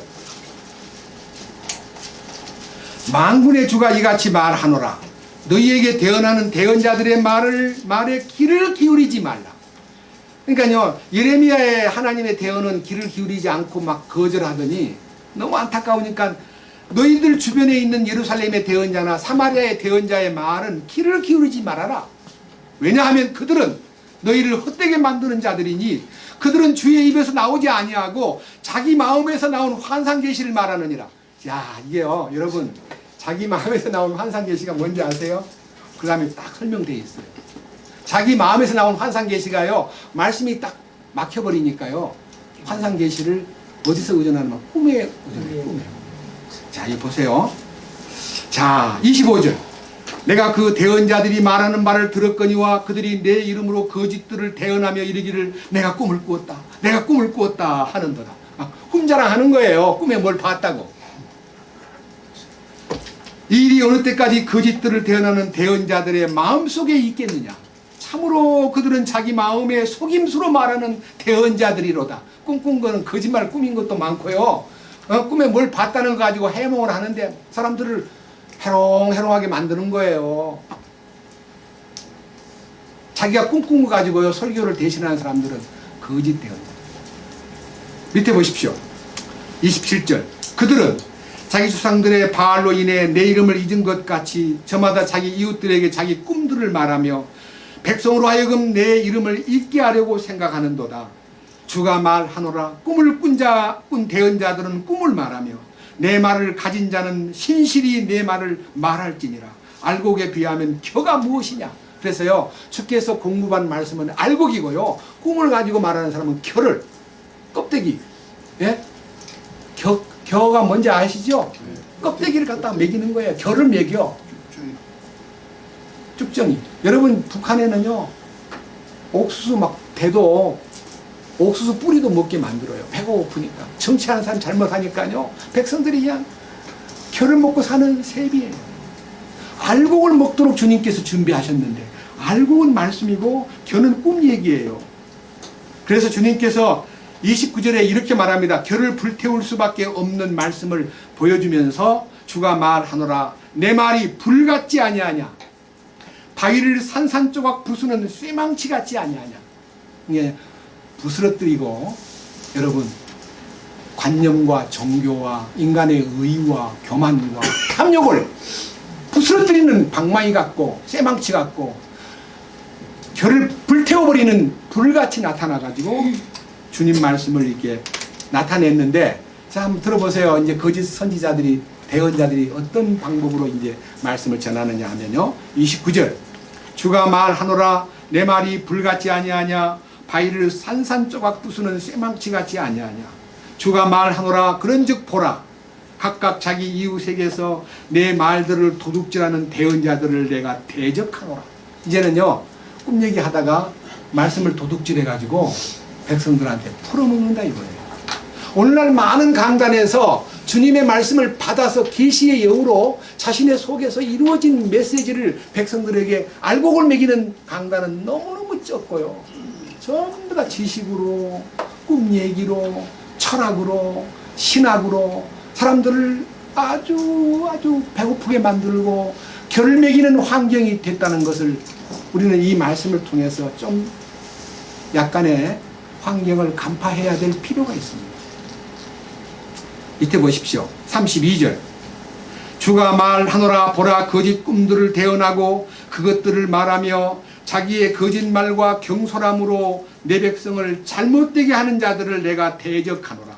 그러나 내가 그들을 보내지 아니하였고 그들에게 명령하지도 아니하였나니 그러므로 그들이 백성에게 아무 유익을 끼치지 못하리라. 주가 말하노라. 아무런 도움이 안 된다는 겁니다. 이것이요, 타락한 거짓 대언자들이 우리에게 혼의 구원을 감추어둔 비극적 과거와 충분히 견줄 수가 있는 얘기예요. 자기가 해결 안 됐기 때문에 모르는 거예요. 이런 마음속에다가요. 근데 이제 문제는요, 하나님을 전하는 사람들이 이 교회 가운데 풀어주는 말씀으로 열어주는 해방의 말씀, 우리를 해방감을 주는 놀라운 묶임에서 벗어나게 하는 말씀을 줘야 되는데, 말씀을 들을 때마다 부담을 주는데 얼마만큼 부담을 주느냐면요, 더욱 무거운 부담을 줍니다. 그게 가짜입니다. 부담을 주는 설교. 뭔 설교입니까? 돈 설교예요. 돈 설교. 그리고 또 이렇게 얘기합니다. 이제 저는 그런 얘기가 너무 부끄러워서 못하겠는데요. 하나님을 섬기는 사람들이요, 하나님의 종을, 주님의 종을 섬기는 것이 바로 하나님을 섬기는 길입니다. 주의 종을 섬기라고 막 가르칩니다. 그것도 부담이에요. 밑에 보십시오. 자, 33절. 이 백성이나 대언자나 제사장이 내게 물어 이르기를 주의 엄중한 부담이 무엇이냐 하거든 너는 그들에게 말하기를 무슨 엄중한 부담이냐 주가 말하노라 내가 심지어 너희를 버리리라 하라. 자, 무슨 엄중한 부담이라는 게요, 굉장히 아주 강한 부담은 하나님이 주신 부담이 있다던데 뭐냐 물어보니까 하나님이 그런 말 하지 마라. 34절. 또 주의 엄중한 부담이라 하는 대언자와 제사장과 백성에 관하여는 내가 심지어 그 사람과 그의 집을 벌하리라. 너희는 각각 자기 이웃에게 각각 자기 형제에게 말하기를 주께서 무엇이라 대답하셨느냐, 주께서 무엇이라고 말씀하셨느냐 하고 다시는 주의 엄중한 부담을 언급하지 말라. 너희가 살아계신 하나님 곧 만군의 주 우리 하나님의 말씀들을 왜곡하였으므로 각 사람의 말이 그에게 엄중한 부담이 되리라.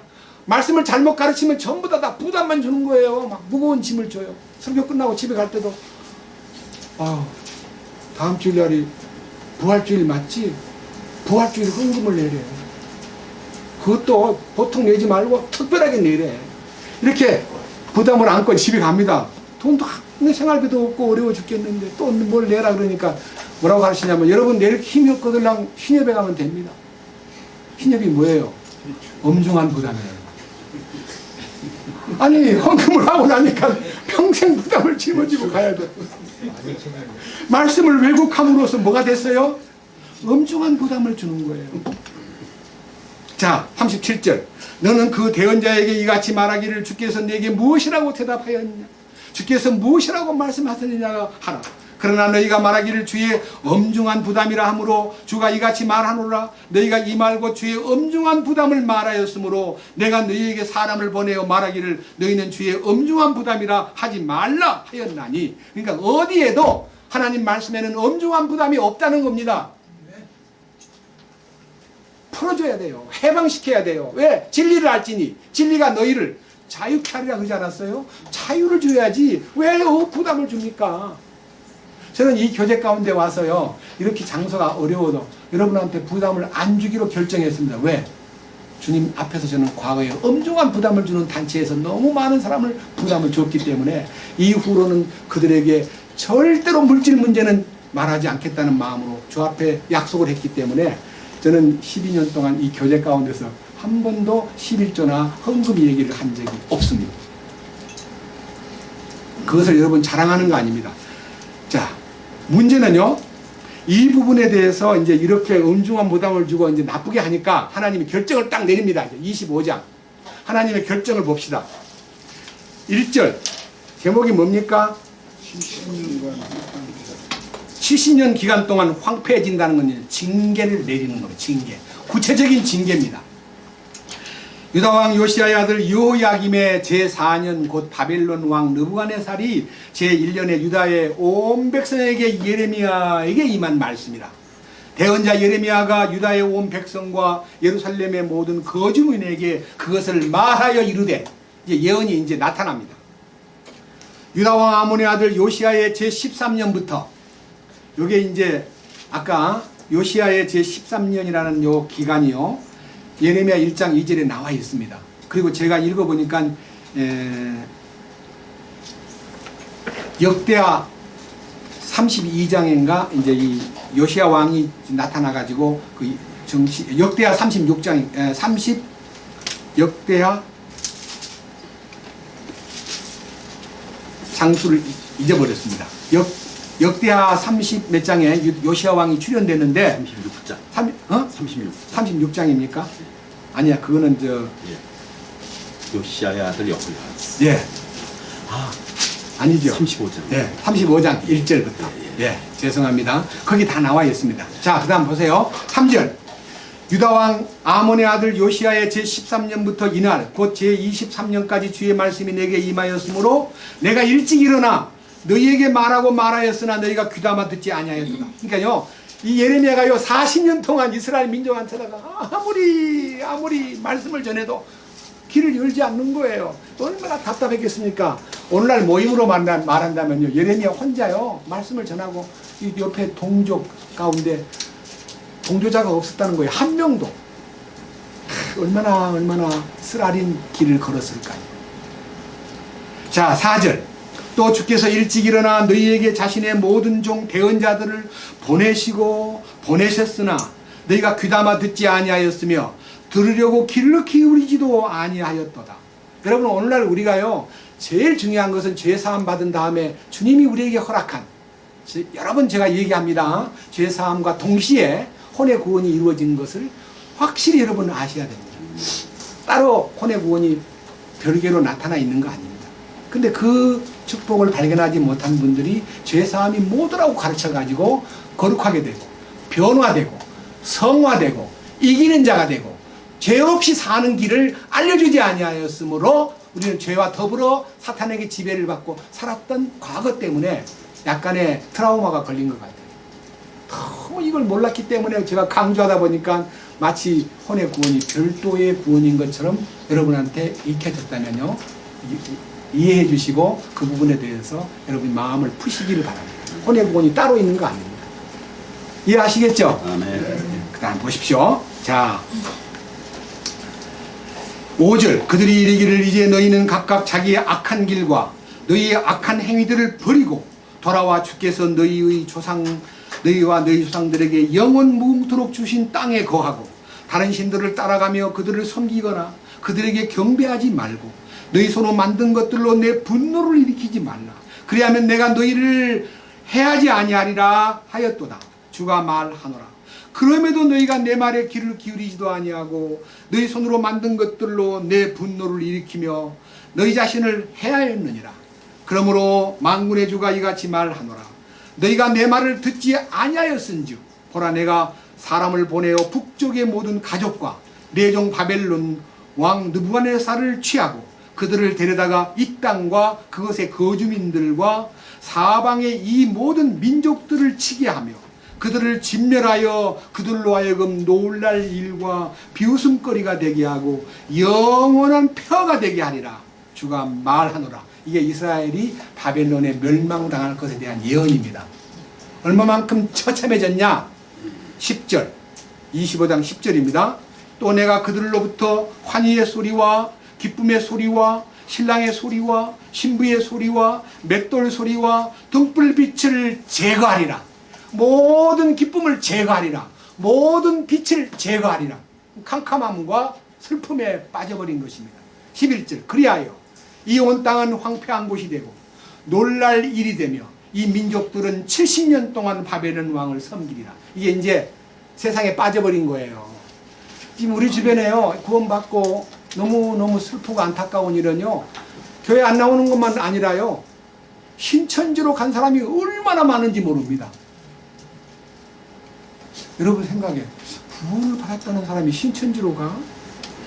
이건 아닐 것 같은데 그런 마음이 듭니다. 구원을 안 받았길래 거기로 가지?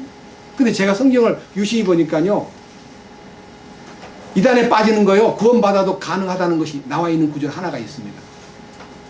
갈라디아서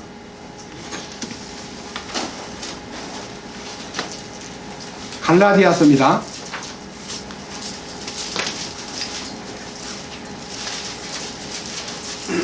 5장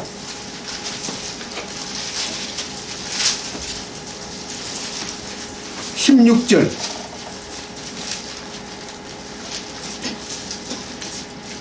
그런즉 내가 이것을 말하노니 곧 성령 안에서 걸으라. 그리하면 너희가 육신의 욕심을 이루지 아니하리라. 육신은 성령을 대적하여 욕심을 부리고 성령은 육신을 대적하나니 이 둘이 서로 반대가 되므로 너희가 원하는 것들을 너희가 능히 하지 못하게 하느니라. 그러나 너희가 성령의 인도를 받으면 율법 아래에 있지 아니하리라. 여기요, 성령을 따라 걸으라, 육체를 따라 걷지 말라. 성령과 육체는 반대가 된다. 그리고 서로가 서로에 대해서 욕심을 부리면서 대적을 한다. 이 말씀을 읽을 대상자가 누구냐 하면요, 5장 13절 11절 뭐라 되어 있습니까? 형제들아. 5장 13절, 그 다음에 6장 1절 형제들아. 누구한테 보낸 편지예요? 형제들아. 이거 복음을 모르는 이방인에게 보낸 편지가 아니고 형제들에게 보내는 편지예요. 그러니까 성령을 따라 행하면 육체의 욕심을 이루지 않으리라. 그러나 육체를 따라 살면 어디로 가느냐 하는 문제가 나오는데 5장 19절부터 이제 육신의 행위들은 명백하니, 여기에 명백한 육신의 행위 17가지의 항목이 나오는데, 첫째 간음과 음행과 부정함과 세욕과 이 네 가지는요, 구원받은 사람들이 얼마든지 범할 수 있는 죄입니다. 그 다음 밑에 우상숭배와 마술과 증오와 불화와 경쟁과 진노와 다툼과 폭동과, 그 다음 뭐라 되어 있어요? 파당. 이당으로 간다 이거. 파당. 이단파로 간다. 이단 파당으로 간다 이거예요.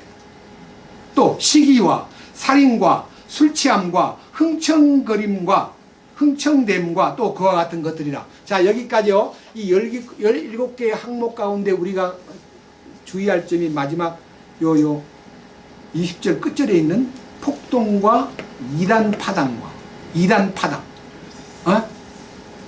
자, 요렇게 말씀해 놓고요, 21절에서 자, 들어보세요. 시기와 살인과 술취함과 흥청됨과 또 그와 같은 것들이라. 내가 또한 전에 너희에게 말한 것 같이 이것들에 대하여 미리 너희에게 말하노니. 전에 말했다는 말은요, 고린도 교회에 보낼 때도 말했다 이 말이에요. 고린도 교회에서도 나와요. 그런 것들을 행하는 자들은 육신에 빠져가지고 육체의 행위에 간음하고 음행하고 부정하고 세욕하고 우상숭배하고 마술과 증오에 빠지고 경쟁과 진노와 다툼에 빠지고 폭동하고 이단에 빠지면 21절 하반절에 그런 것들을 행하는 자들은 결코 하나님의 왕국을 상속받지 못합니다. 왕국 상속이 뭡니까?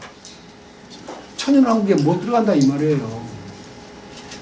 이렇게 말하는 사람이 있습니다. 아, 들어가긴 들어가는데 상속을 안 준다는 거지. 들어가지 말라는 데가 어디가 있냐?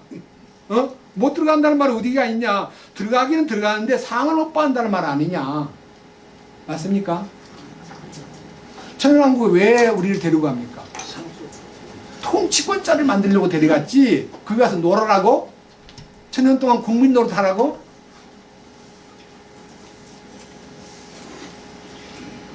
철저하게 이걸 알아야 됩니다. 자, 문제는요, 이 바벨론에 빠진 것이, 바벨론에게 팔려가고 짓밟힌 것이요, 얼마나 혹독하냐는 거 한번 잠깐 읽어보고 넘어갑시다. 역대하 36장. 욥기 바로 앞에 역대하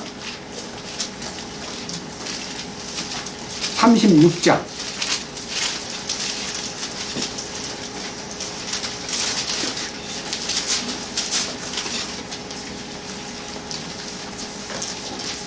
읽기만 읽겠습니다. 36장 15절. 주 그들의 조상들의 하나님께서 자신의 백성과 자신의 거처를 불쌍히 여기셨으므로 자신의 사자들을 통해 그들에게 말씀을 보내고 늦기 전에 일어나 보내셨으나 그들이 하나님의 사자들을 조롱하고 그분의 말씀을 멸시하며 그분의 대언자들을 학대하여 마침내 주께서 자신의 백성을 향해 진노하사 구제할 길이 없게 되었더라.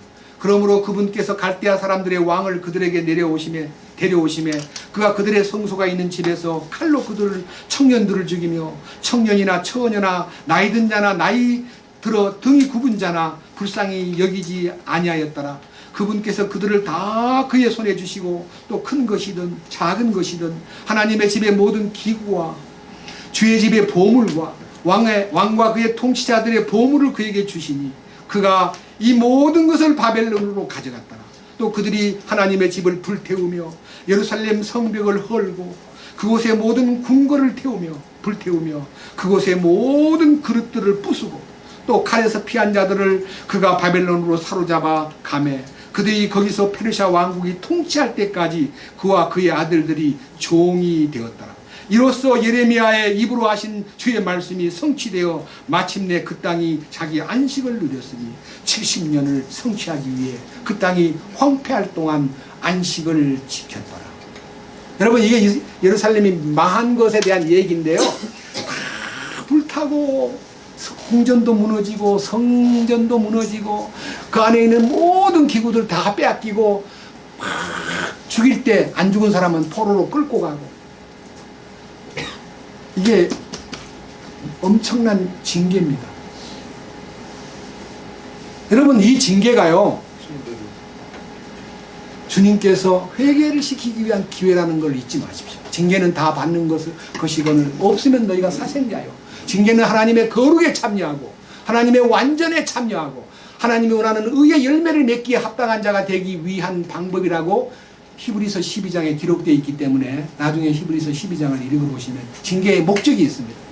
거기에서 이 징계를 내리시는 하나님께서 회복시키는 데에 대한 얘기를 오늘 아니하고 넘어가면 안 됩니다. 왜? 혼의 구원은 징계에서 풀리는 것이기 때문에. 예레미야 29장. 예레미야 29장입니다.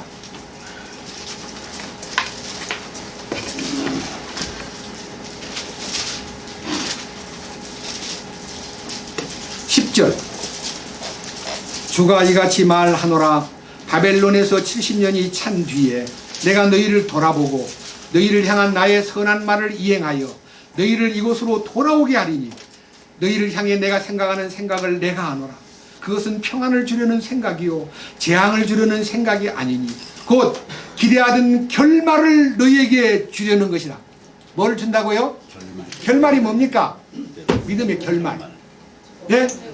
믿음의 결말을 주려는 것이라. 12절. 그때 너희가 나를 부르고 가서 내게 기도하리니 내가 너희 말에 귀를 기울이리라. 또 너희가 너희 마음을 다하여 나를 찾으면 나를 찾고 나를 만나리라. 내가 너희를 만나리라. 이게 만난다는 게 뭡니까? 지성소의 궁유의 자리 앞에서 내가 너와 만나고 대화를 하겠다. 지성소로 불러드리는 겁니다. 이게 너무나 놀라운 축복입니다. 14절. 내가 너희를 만나리라. 주가 말하노라.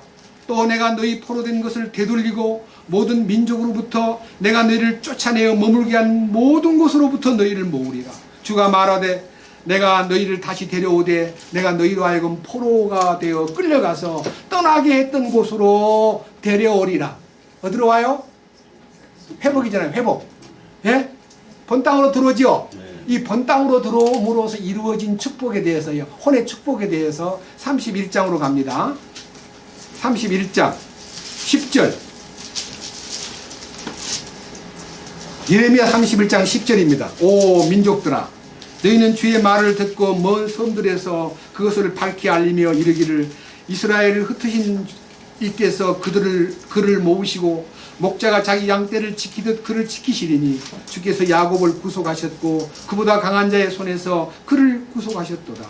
그러므로 그들이 와서 시온의 높은 곳에서 노래하고 밀과 포도즙과 기름과 양떼와 소떼의 어린 것들로 인하여 주의 선하심 속으로 함께 흘러가리라. 또한 그들의 혼은 물된 동산 같으리니 그들이 다시는 슬퍼하지 아니하리라 할지어다. 슬픔을 걷어내고 기쁨을 심어주는 혼에게 물된 동산 같은 축복을, 물된 동산이 뭡니까? 성령의 공급이잖아요. 여러분, 이 혼이 성령에 적셔져야 되는 거예요. 이 혼이 성령 없이 사니까 마귀에게 끌려다니면서 죄를 짓고 오만 가지 불선한 행동들을 저지르는 겁니다. 그 다음 13절. 그때에 그 처녀가 춤추며 기뻐하되 젊은이와 늙은이가 다 함께 그리하리니 이는 내가 그들의 애곡이 변하여 기쁨이 되게 하며 그들을 위로하고 그들로 하여금 그들의 슬픔에서 벗어나 기뻐하게 할 것이기 때문에. 그래서 혼의 구원은 이루 말할 수 없는 기쁨이라고 하지 않았습니까? 14절 또 내가 기름진 것으로, 이게 성령입니다. 제사장들의 혼을 흡족하게 할 것이며, 그러니까요, 윗물이 맑아야 아랫물이 맑아요. 먼저 윗사람이 변해야 아랫사람이 변하지, 아랫사람이 변해가지고 윗사람 보고 목사님 그 말씀에서 조금 이런 것이 있던데요, 네가 뭘 알아? 목사님 말씀 잘 들어야 돼. 너는 가만히 있어. 입 닫고. 이렇게 해서 아랫사람을 확 눌러버리는 것이, 요즘에 제가 들은 얘기입니다. 인터넷에 떴더라고요.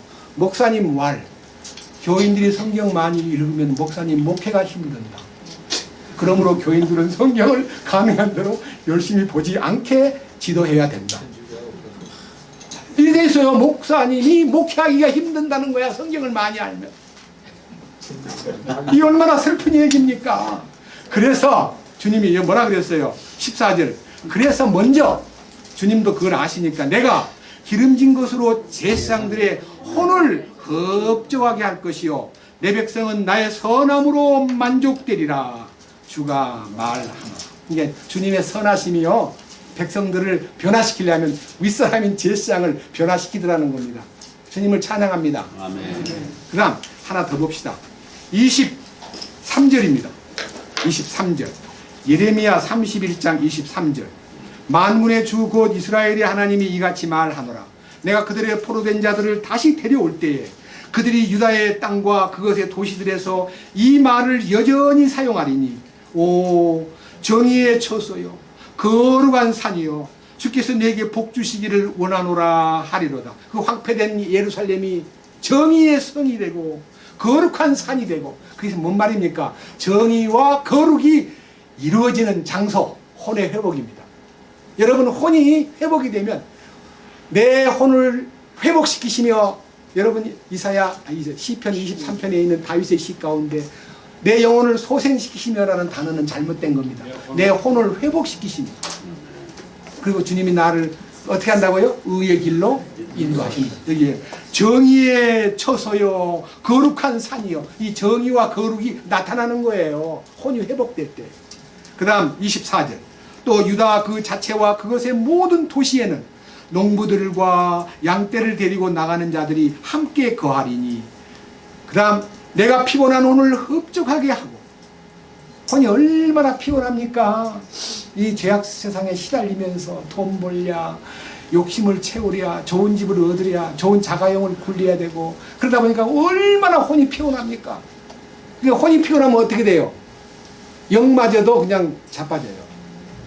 예, 혼이 건강해야 영이 함께 이렇게 움직일 수 있지. 그렇게 혼과 영이요 주님 안에서 결합이 돼가지고 일체가 돼야 이게 신앙생활을 성공하는 건데 혼 따로 영 따로. 혼 따로가 뭐예요? 로마서 7장에 원하는 바 선은 행하지 아니하고 영의 욕구 원치 않는 바 악을 행하는도다. 혼의 반란, 혼의 발광. 혼과 영이 따로 놀지 않습니까? 안 그래요? 한번 비교해 봅시다. 오늘 오후 2시에 굉장히 큰 나라에서 엄청난 행사가 있고 그 행사에 참여하면 큰 선물이 있다 그러면 2시 안에 끝나지 않을 것 같으니까 안 되지. 가야 돼. 뭐야? 씨름하는 거예요. 거기로 갈까? 여기로 올까? 그래서 뭐라 그래요? 혼이 끄는 강한 힘이 있으면 그걸로 가는 거예요. 맞아요? 안 맞아요? 과거에 우리였습니다. 근데 지금요? 완전히 영이 주님의 성령에 붙잡히고 이 혼이요 그 안에 예속돼 가지고 여기요 피곤한 혼을 흡족하게 하며 모든 슬퍼하는 혼을 채워주었다. 뭘 채워줍니까? 주님의 기쁨을 채워주면요 그 슬픔은 달아나 버리는 겁니다. 그때부터 무슨 일이 시작됩니까? 다 같이 읽읍시다. 31장 26절 같이 이 말씀에 내가 깨어보니 내 잠이 되겠다. 그때부터요 달콤한 잠을 자기 시작합니다. 혼이 변화되면 잠 잘 짭니다. 여러분 잠 못 자는 사람 대부분 다 왜 잠 못 자요? 아 내일 부도가 나면 어떡하나, 내일 1000만 원을 막아야 되는데 참 밤새도록 돈 꿈꾸는 거예요. 근데요 그걸 다 주님에게 의뢰하고 참으로 혼이 성령에 붙잡히면요 주님 부도가 나도 주님 뜻이면 따라가겠습니다. 주여 뜻대로 하시옵소서. 나는 내 뜻을 구하지 않겠습니다. 잘못 저질러진 과거 때문에 이렇게 어려움을 당한다면 기쁘게 받겠습니다. 그걸요 딱 내려놓으면요 잠이 잘 와요. 이것이 바로 바벨론에 포로되었다가 해방된 것이 혼의 구원을 설명하는 거라는 것을 여러분한테 알려주기 위해서 지난 주일날 선포했던 거를 예레미야를 조명해 보니까 너무 잘 나와 있는 거예요. 그리고 여기에 나타난 마지막 얘기. 자, 31장 33절입니다. 그러나 내가 이스라엘 집과 맺을 언약은 이것이니 곧 그날 이후에 이제 회복된 이후에 내가 내 법을 그들의 속 중심부에 두고, 이 속 중심부라는 게 혼의 영역입니다. 네? 속 중심부에 두고 그들의 마음속에 그것을 기록하여 나는 그들의 하나님이 되고 그들은 내 백성이 되리라. 주가 말하노라. 다시는 그들이 각각 자기 이웃과 각각 자기 형제를 가르쳐 말하기를 주를 알라 하지 아니하리니 이는 그들의 가장 작은 자로부터 그들의 가장 큰 자에 이르기까지 그들이 다 나를 알 것이기 때문이라. 내가 그들의 불법을 용서하고 다시는 그들의 죄를 기억지 아니하리라. 주가 말하노라. 여러분, 다시는 죄를 기억지 아니하리라 그러놓고요, 영원한 속죄를 받았기 때문에 난 죄를 지어도 주님이 영원히 사했다. 그러니까 죄를 지어도 할 수 없다. 주님이 알고 용서해 놨기 때문에. 그래서요, 죄 짓는 것을 두려워하지 않고 죄를 겁없이 짓는 사람들도 적지 않습니다. 그 말 아닙니다. 돌아온 탕자에게, 네? 탕자가 구원받는 거 아닙니다. 돌아온 탕자는요, 아들로서 아버지 앞에 유산 받아가지고 타락된 생활을 하다가 회복이 돼서 아버지 품에 돌아온 것은요, 구원이 아니고 혼이 아버지 앞에 복속되는 장면입니다. 혼이. 자기 마음대로 살던, 자기 왕노로 사던 과거를 청산하고 아버지 밑에 참으로 아버지의 통치권을 바라보고 집에 돌아온 그 아들에게 과거를 묻지 않았습니다. 과거를 따지지 않았습니다. 너 그렇게 많은 돈 갖고 나갔다가 어디다 쓰고 이렇게 거지가 돼서 왔는데 얘기 좀 해라. 그러면 그 아들은 도망가 버릴 거예요. 여러분, 우리는 주님이 우리 과거를 묻지 않았기 때문에 우리가 이렇게 축복을 누리고 있습니다. 언제까지? 주님 만나는 날까지. 그러니까 우리가 우리의 주변에 어떤 사람도 과거 얘기를 꺼내가지고 그 사람 괴롭히고 그 사람에게 찍는 얘기는 결코 해서는 안 됩니다. 네가 네기의 형제를 판단하고 따로 구분하는 거예요. 이 혼의 권이라는 것은요, 주님의 기쁨 안으로 들어가는 것입니다. 주님의 다스림 안으로 들어가는 것입니다. 주님의 왕되심을 믿고 그분 앞에 무릎을 꿇는 것입니다. 회복하는 겁니다. 주님을 찬양합니다. 아멘. 주님 감사합니다. 오늘 또 우리 주님께서 바벨론에 끌려간 이스라엘 민족의 역사를 통해서 혼의 회복이 주는 의미를 우리는 배웠습니다. 이 놀라운 사실이 우리에게 실제가 되고 우리 삶 속에 적용되기를 간절히 간구합니다. 머리 숙인 형제 자매들 가운데 한 사람도 이루어지지 않고 주님이 우리에게 원하시는 참된 뜻, 죄사함 받고 거룩의 자라, 구원받은 사람은 완전해지는 것이 하나님의 뜻이니라 하신 이 뜻이 우리 삶 속에 이루어지도록 주님이 사도들과 대언자들과 복음 전하는 자들과 목사와 교사를 세워서 성도를 완전케 하며 섬기는 일을 하게 하며 주님의 몸된 교회를 완성하기 위한 목적을 이루시옵소서. 우리 주 예수 그리스도의 이름으로 기도드렸습니다. 아멘.